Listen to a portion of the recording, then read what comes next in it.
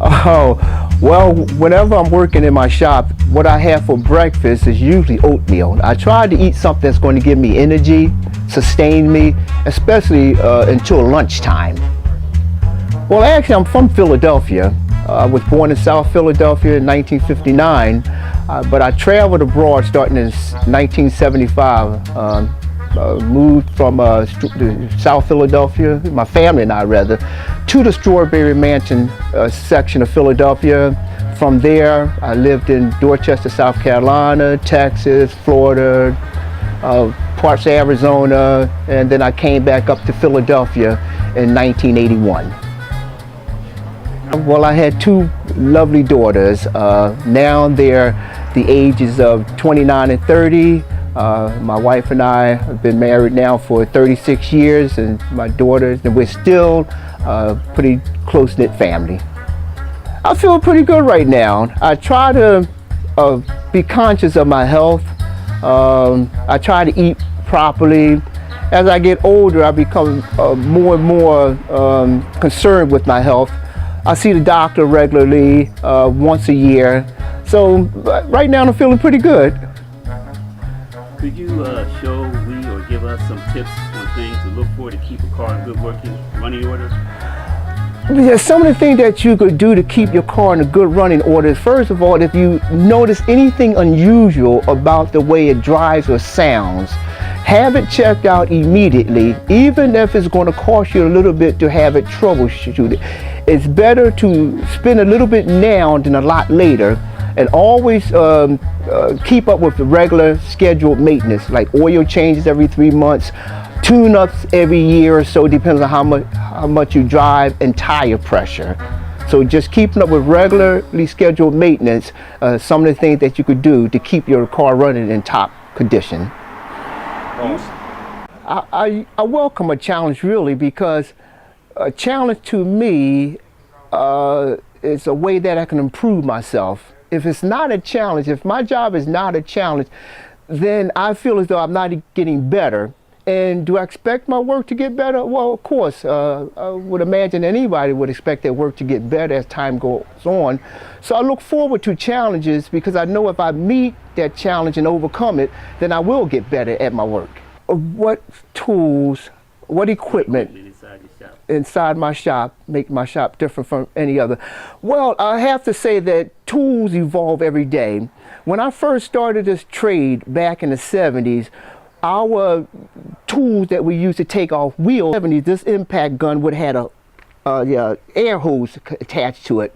But now they make them battery operated, which are even more powerful than the pneumatic ones. And I have a place that I keep everything because in order for me to do a job efficiently and as quickly as possible, everything in my shop has a place, and there's a place for everything. So the tools have evolved. So I feel as though that the tools that I have now are different from most shops because I try to keep up with the most modern tools so I can get the job done as quickly and efficiently as possible. Credentials? Yes. First and foremost, I've attended several technical training schools, Spring Garden College for Automobile Specialists back in 1981. I was a helicopter mechanic in the United States Air Force from 1977 to 1980. Also went to the Philadelphia State Inspection License School. I am licensed by the state to do inspections.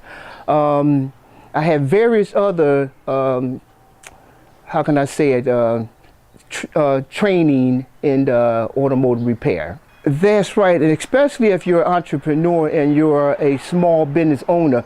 Now, a small business owner has to be the boss, the secretary, and in my shop I have to be the automobile technician as well, and the mechanic. I have to diagnose the car, I have to call for the parts, I have to repair the car, and then I have to write up the work orders. Not to mention I have to pay the bills too. So that's multitasking to the limit. Is your garage affiliated of the Automobile Service Association? Yes, it is. Does your garage specialize in any particular types of repair, brakes, transmission? Electrical diagnosing. This shop specializes in electrical diagnostics. Any electrical problem, we will find and fix that electrical problem. Do you charge? One question. What would you say yes to? What was that yes to question? What do you affiliate with? What do I affiliate with? That question said you say yes, I'm affiliated with that. He said the Automotive Credential Service Association. Yes. Oh, they didn't know. Okay, so we have to run that back, or you want me to say that? Okay. Yes, I am associated with the Automobile Service Association. And what does that do? What does that do? Make sure that we're within a standard for automobile repair, diagnostic work, and there's a standard on the way that we do the work that we do here. Now, that being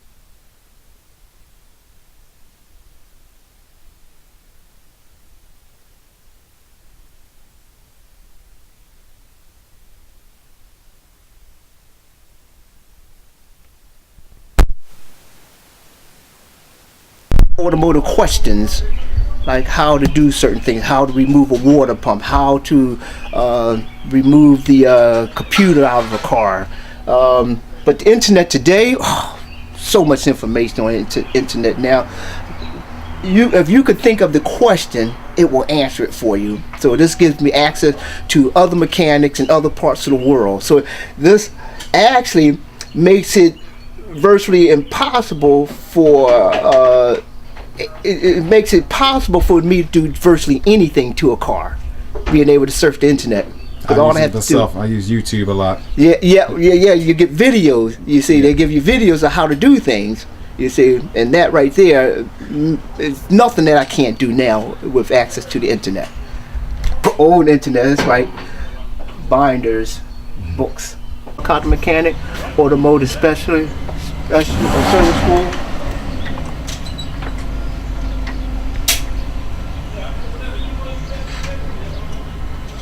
This shows that I've been in business for 10 years, up to 2004.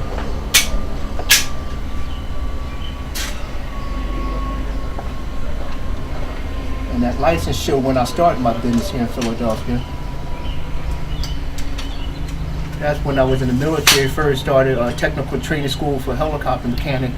That was in Shepherd, Texas, back in 78, excuse me. And you're off on the left? No, actually I'm right here. Okay. So he's a trainer. He's an instructor from another class. I'm the only student of my persuasion in that class. And I was the only one in our class of my persuasion. But can you believe it's 7 girls and 7 men, all training to become helicopter mechanics. Women. What year was this? That was 1978. That was in Shepherd, Texas. That's North Texas near Oklahoma, the borderline of Oklahoma. Just as many females as males interested in becoming helicopter mechanics. And the ones that they actually worked on was no small helicopter. They were 20. And this was one of the picture now, though. I had that picture for a long time, but I was actually there with them when they took that picture. I was standing next to the photographer. I was a mechanic, and I was standing next to the photographer when he took.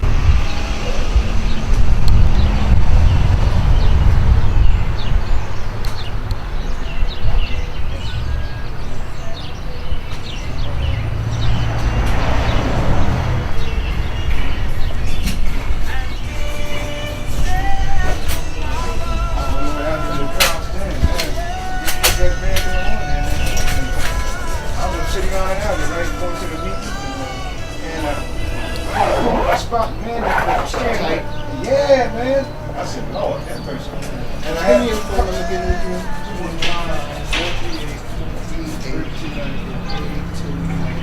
and I had my numbers with me at part of 5 minutes to